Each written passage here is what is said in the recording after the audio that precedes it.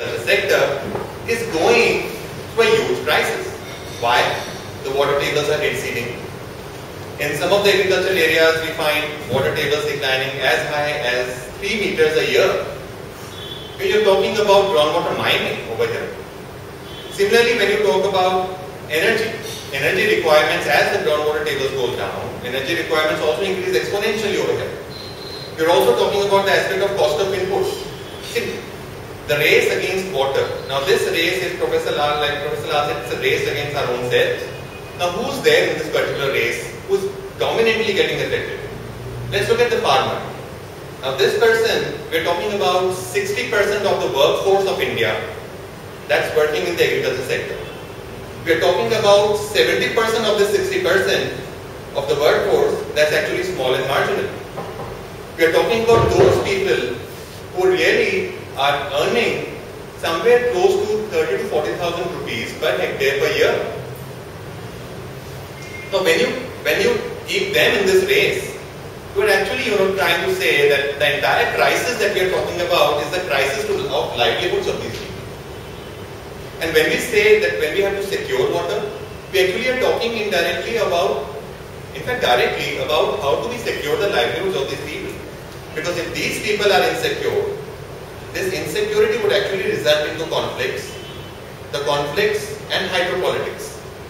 When we define the word conflicts and hydropolitics, it has again a spatial scale attached to it. Not only is this hydropolitics and conflicts taking place at the international level between the countries, we all know that this hydropolitics is happening within the states. We all also know that this hydropolitics is happening between the people in these one state, between the districts, between the small watersheds today, between the farmers and the corporates. Like you have so many instances over here in the country that where an industry has been not allowed to function just because of the reason that the farmers over there, who are the aborigines of that area, they feel that we are not getting enough water just because of the reason that this corporate is functioning. Now, this race that we are actually then defining is actually a race that would be leading soon to such a situation, such a hydropolitical situation, which would increase the socio-economic tensions, which would also increase huge conflicts, which will also come in way of the development that we are trying to define over here. Now, what are the solutions? Now, before I come, how I define the solutions is by taking a simple case study. Now, we are working in an area, the Columbia Water Center is actually working in an area which is the National Food Security Mission District of India for wheat. Now, this is a place in North Gujarat. Now, in North Gujarat district, we have rainfall up close to 600 millimeters with a high coefficient of variability. And as Professor Lal was saying, climate change. So this coefficient of variability is on a rise. So you have years where this rainfall falls down to 200 millimeters, and you have certain years where this rainfall goes up to 1000 millimeters. Now you are growing wheat. Now wheat takes 600 millimeters of water for the crop to grow and mature. Now suppose if the rainfall, the moment the rainfall falls down below its normal of 600 millimeters, you can imagine the situation where the groundwater tables will decline.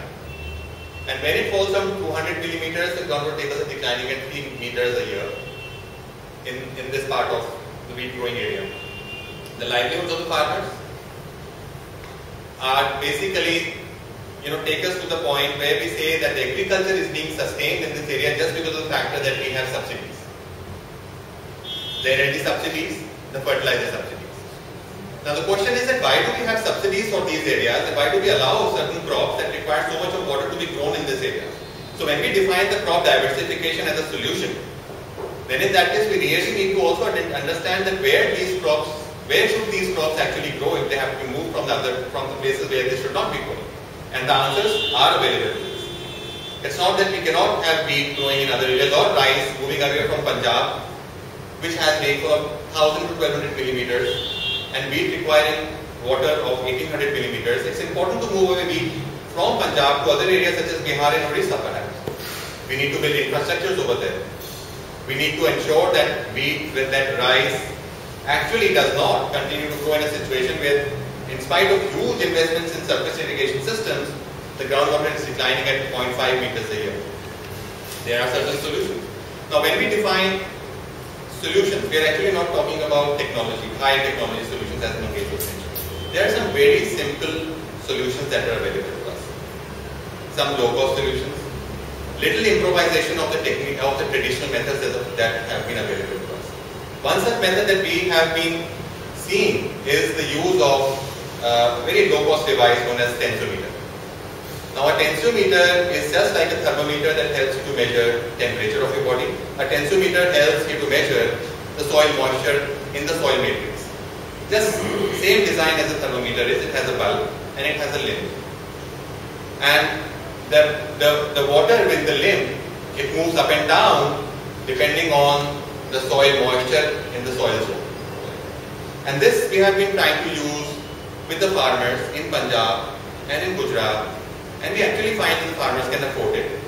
The farmers can actually take decisions, and it helps them to take decisions as to when to irrigate, depending on the level of moisture in the soil. And so this is an example which actually, takes us to a point that we have to look for solutions which are which are very close to us, which are lying before our eyes, but yet the reason that we are not able to capture such solutions is because we actually want to be technology savvy.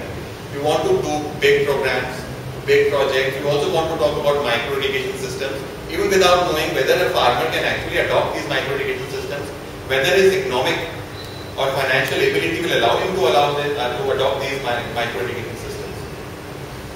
Now, with this, basically, when we talk about securing Asia's water future, I think we need to keep in mind that we are not only talking about securing Asia's water future over here, but we are actually also talking about securing Asia's food future over here. Food security, water security, energy security. These are three things which are directly connected to each other. Any disconnect or any imbalance in one of the elements of this would actually lead to the imbalance in the entire connect. And the imbalance in the entire connect would lead to imbalance in the livelihoods.